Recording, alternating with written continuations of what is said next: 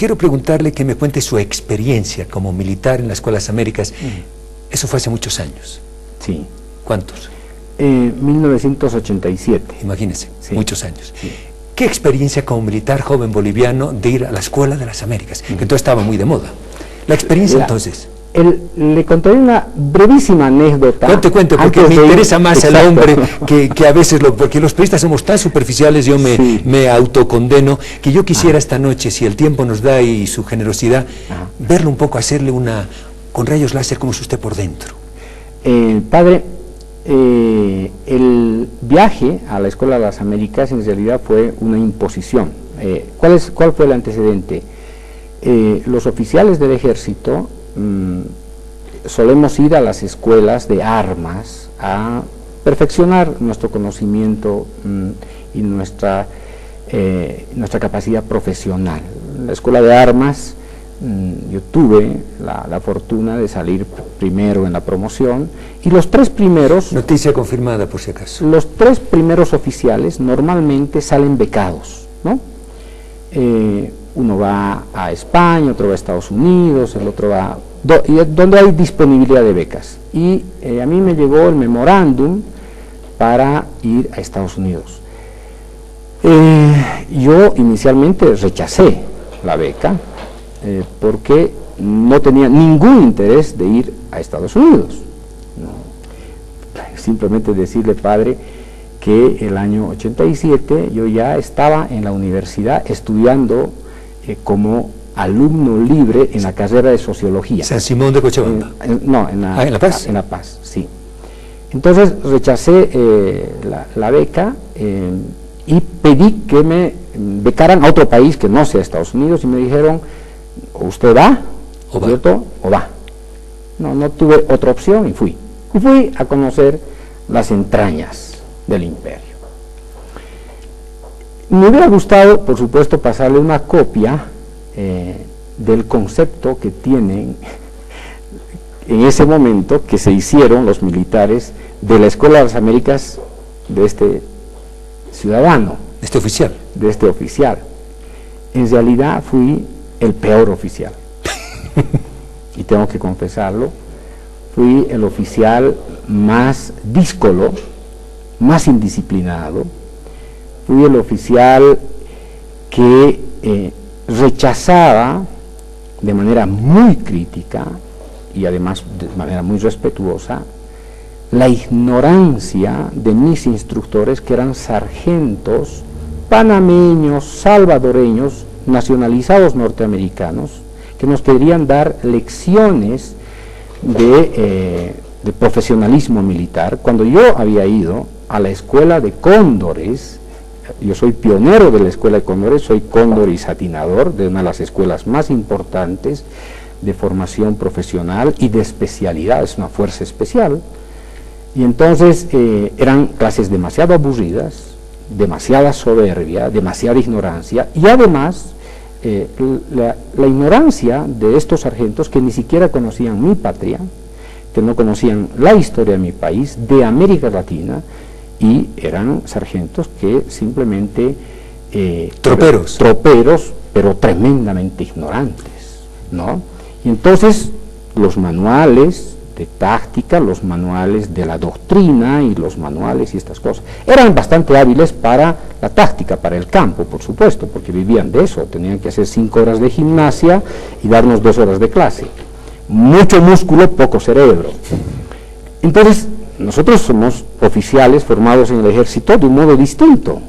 Bastante educación académica, cultura general, literatura, filosofía. Más allá de los equívocos en la educación militar, es una educación relativamente sólida. Entonces, yo sentía, la verdad, cierta incomodidad por este maltrato, ¿no? Este espíritu de superioridad de los sargentos norteamericanos. Yo era teniente del ejército y habían otros oficiales que eran también capitanes, tenientes. Y yo era compañero de un capitán de Puerto Rico. Usted me dirá, pero si Costa Rica pues no tiene ejército. No, él era capitán de la Guardia Nacional. Un hombre muy culto, inteligente, ¿no? Y un rebelde como yo. Y hicimos yunta, hicimos pareja. Pero no los expulsaron. No, lo que pasa es que nos aplazaron. Cosa que le enorgullece, entiendo. No, me siento, la verdad que es el descargo de mi conciencia, ¿no? Porque a mí me dicen, usted ha sido formado en la Escuela de las Américas como un represor. En realidad, no. Lo que yo hice fue más bien conocer lo que no se tiene que hacer. ¿Por qué se hizo militar? Padre, yo provengo de una familia muy, diría, de la clase media pueblerina. Mi padre profesor, que murió hace 6 meses, mi madre profesora de Aiquile. Entonces... ¿Usted estudió en San Simón también? Yo salí a los 11 años de Aiquile, a los 12 años de Aiquile, y por las notas que tenía en la escuela, me opté una beca en el Colegio La Salle, por si acaso soy lasallista, hasta tercero medio en Cochabamba, y entonces llegué hasta tercero medio y tenía 2 opciones: o continuar cuarto medio en La Salle y salir bachiller, o enrolarme en el colegio militar del ejército para matar 2 pájaros de un tiro, hacer mi servicio militar y hacer bachillerato. Ingresé al colegio militar con la idea de hacer mi servicio militar y bachillerato y salir e irme a mi casa y optar por una carrera. Pero le diré que yo quería estudiar sociología. Como que estudió después, exacto. Entonces, lo que ocurrió fue que ingresé, hice el cuarto medio, cumplí con mi servicio militar y me quedé. ¿Por qué se salió del ejército? Yo diría más por, nuevamente apelo a razones más morales, ¿no? Me indigna mucho la doble moral, porque algunos de mis comandantes hablaban de patria cuando mataban de hambre a mis soldados. Algunos comandantes hablaban de civismo cuando se robaban la plata del ejército, ¿no? Hacían negocios. Entonces, esto me molestaba mucho, muchísimo, me indignaba. ¿Por qué? Porque yo me formé en el colegio militar sobre la base de ciertos principios que trataba de aplicarlos de la manera más rigurosa en el cuartel. Dormir en el cuartel, almorzar en el cuartel con los soldados, cenar en el cuartel con los soldados, cuidar a los soldados en el cuartel, alfabetizarlos en el cuartel, quererlos, amarlos, educarlos, darles el mejor entrenamiento.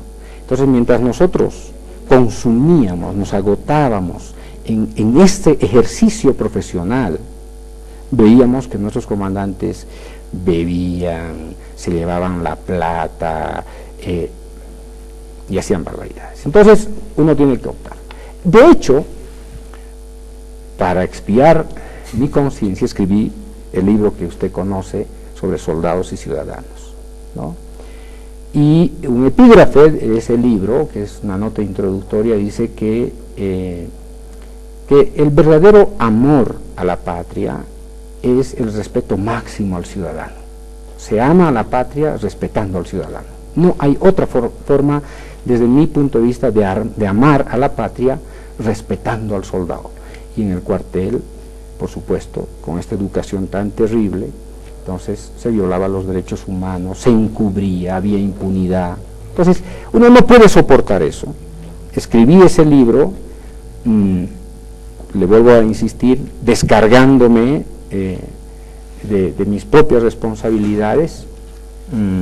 Yo le diría que ese libro fue escrito inspirado por los 15 años de profesión en el ejército, y ese libro, antes de ser publicado, fue presentado al Ministerio de Defensa, al Comando de Ejército, y me dijeron, si usted publica esto, tiene 2 opciones: o lo damos de baja y le hacemos un proceso, y obviamente le vamos a iniciar un proceso en el Tribunal de Justicia Militar por delator, por traidor, por todos, podemos decir, los antivalores que le hemos enseñado en el ejército. Entonces, yo les dije, vean ustedes, ¿no? Hagan lo que tienen que hacer, yo me voy, y el libro se publica, y se publicó el libro y me fui.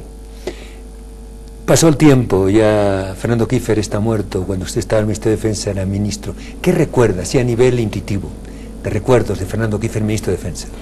Yo era oficial del Ejército en el Ministerio de Defensa, precisamente por esa tarea y por mi formación en sociología y particularmente en sociología militar, en sociología de la defensa, me nombraron jefe de una unidad de análisis de políticas de defensa, ¿no? Fernando Kiefer era el ministro de Defensa, y él nos encargó una tarea que a mí me pareció muy loable. Él quería saber mucho más sobre las Fuerzas Armadas, pero con datos empíricos. Y yo le propuse que hiciéramos un censo militar, ¿no?, de población, de vivienda, un censo educativo en las Fuerzas Armadas, encuestas de opinión en las Fuerzas Armadas para explorarse internamente, y por supuesto hicimos un trabajo tremendo de producción de información sobre los soldados, ¿no?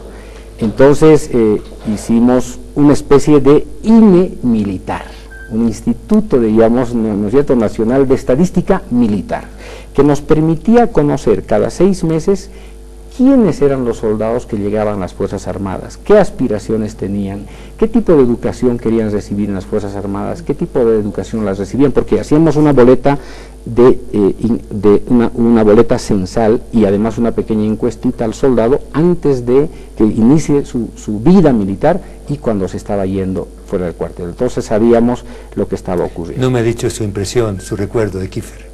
El interés por conocer las Fuerzas Armadas por dentro. ¿Le trató con respeto? Con bastante respeto.